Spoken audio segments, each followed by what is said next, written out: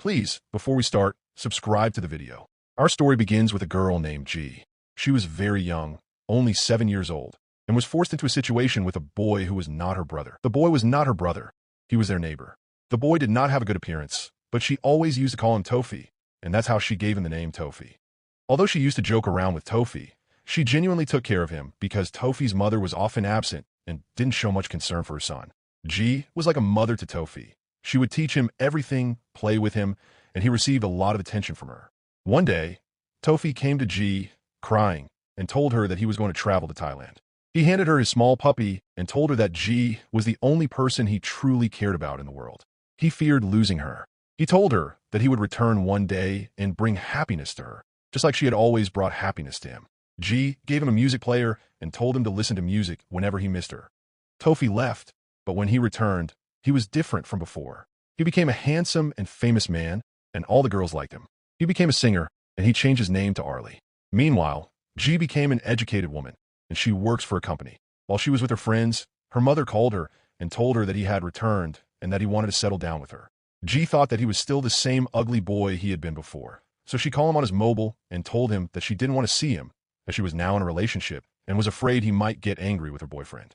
This deeply hurt Tofi, but then G's friend visited her and told her that Tofi wanted to meet her that night. G's friend saw him walking past the window, and because of this, they assumed he was going to propose to G. However, when they met at the hotel, Tofi told her that he wanted them to break up and that their relationship should end there. G cried, extremely upset by what he had done. She continued eating her meal, saying it didn't matter to her anymore. She remembered her previous relationships that had ended badly, paid for it herself. While walking alone on the road, Tofi called her again, reminding her of their old plans, but she hung up on him. She then went to her manager's house, where she found comfort, easing the sadness she had been carrying, and soon felt happy again. The next day at work, she was informed that a famous singer named Arlie was performing. She didn't know that he was actually Tofi, her childhood friend. When they arrived at the event, they saw each other. Deep down, they both felt the connection, but neither of them recognized the other at first. After a brief struggle, G stepped out, and Tofi searched for her. He discovered her full name and realized that she was the girl from his childhood. He was being interviewed on TV, where he mentioned that he had come from Thailand to see the girl who had taught him music, but he still hadn't found her. He went to her childhood home, looking for the memories they had shared. He recalled the day she had given him a gift. Meanwhile, G was on the phone with someone. When the call ended, she mentioned that she was extremely unlucky, and then hung up. A short time later, she saw Arlie walking into the restaurant. Surprised, she asked, "Is it me you're looking for?" He confirmed, and she told him how much she had missed him. She asked if he was a neighbor, and when he inquired if there was anyone in her life, she answered, "No, there's no one in my life." She went back to her house, holding a glass of lemonade. A little child followed her from behind, trailing quietly until they reached her house. The child secretly memorized the password to her door. G was living alone in her house, and unexpectedly, she started remembering the men she had been with, as she put her ring into a container. Her friends came to visit her, wanted to spend time with her. Each of them shared stories about their lives and what they had gone through with their ex-boyfriends. G began to remember her own ex and what he had told her, particularly regarding the gifts he had bought for her. She thought about the way he treated her and the things he used to say. The next day, when she got to work, she found out that her ex-boyfriend had quit his job and had left. She went to see him and told him, "Our breakup was one thing, but work is something else." He told her that he didn't want to see her anymore since they worked at the same place. Later, another woman entered his house, holding the gifts her ex-boyfriend had bought. She broke the necklace around her neck, and a fight broke out between them. Tofi and her ex-boyfriend stepped in to break it up. Tofi dragged her out of the house. When she saw a car parked nearby, she thought it belonged to her ex-boyfriend, so she angrily smashed the car's windows. Unable to control herself, she later confronted both of them, and they ended up fighting. Her ex-boyfriend told her, "I'm going to report you to the police."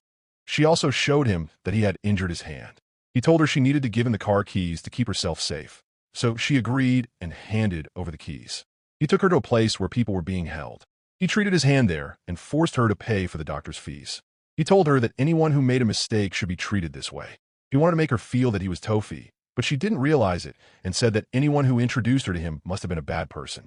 She blamed herself. Then, she was surprised when the famous star asked her to stay at the hotel. She asked him, "Do you love me? Do you like me?" and began talking to Tofi more kindly. However, he told her, "Drive me to my house. My car is broken." At that point, she felt very shy and was scared for herself. When she returned home, she saw the rings from the men who had left her. She said, "That's enough, my heart is broken." Tofi called her and told her that he wanted to see her, but she refused. She told him that he was a bad friend and that she didn't want to meet him. Tofi realized she wasn't home, so he entered her house since he knew the password to the door. He called her again and said, "There's one thing you need to say. The garden where we used to play as children." She told him. When she reached the garden, she was shocked to see Arlie himself there.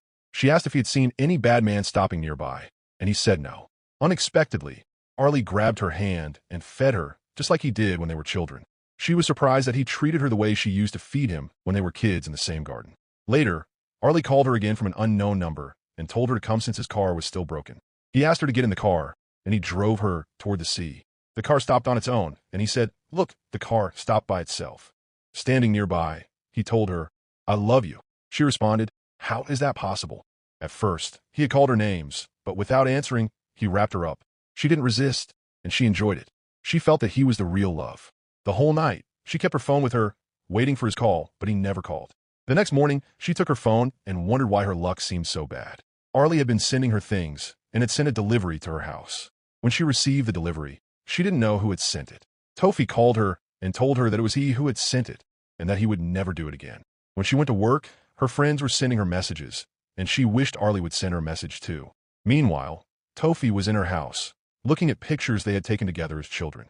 Before he left, he heard the door opening and saw G changing her clothes. He followed her, and he found an opportunity to leave without being seen. On the other hand, G saw the pictures on the floor and the house looking very clean. She took her mobile and called Tofi, visibly upset.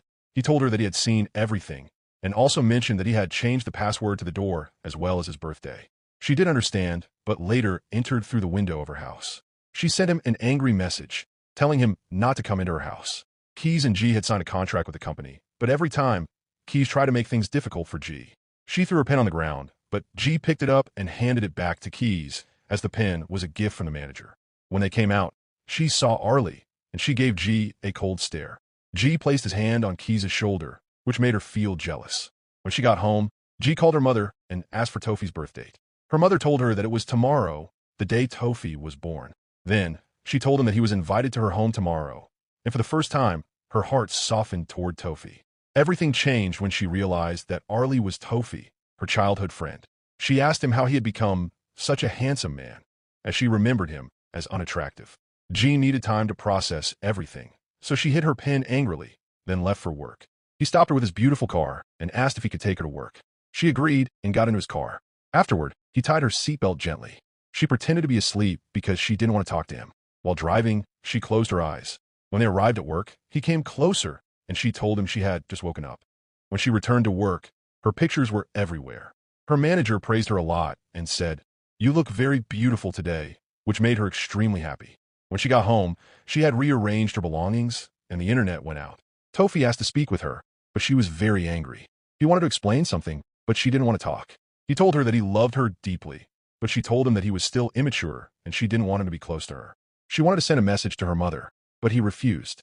She scolded him, saying he was acting as if he still had his childhood and that she wasn't someone to be played with like a child. He admitted his mistake, acknowledging that he had always bothered her. He left the house, but she sent him a message saying, "It's night. Come back." He returned and apologized, saying, "Yes, I was a child then, but now I will leave those things behind." When she went to the office, she found out that the manager was seeing someone, his ex-girlfriend. She felt deeply hurt because she had feelings for him. When she returned home, she saw that Tofi had prepared lunch for her. Meanwhile, the manager was feeling bored at home and wanted to visit G. When he saw Tofi, he asked G, "Who is this?" She replied, "He's my brother." He said, "No, he's not your brother." She threw a cloth at him and went inside. The next morning, she invited him for breakfast. When he asked if Tofi had made it, she lightly nudged him with her foot and told him not to speak. G and the manager went to work together. Tofi, meanwhile, had prepared lunch and put in the fridge. She arrived home late again. He cleaned the house and arranged flowers, but she still hadn't come. He called her phone, but she told him not to come. When he heard her words, he went to her anyway, knowing exactly where she was. When he arrived, he found her lying down. Without hesitation, he carried her on his back just like he used to when they were younger, remembering how she had always relied on him.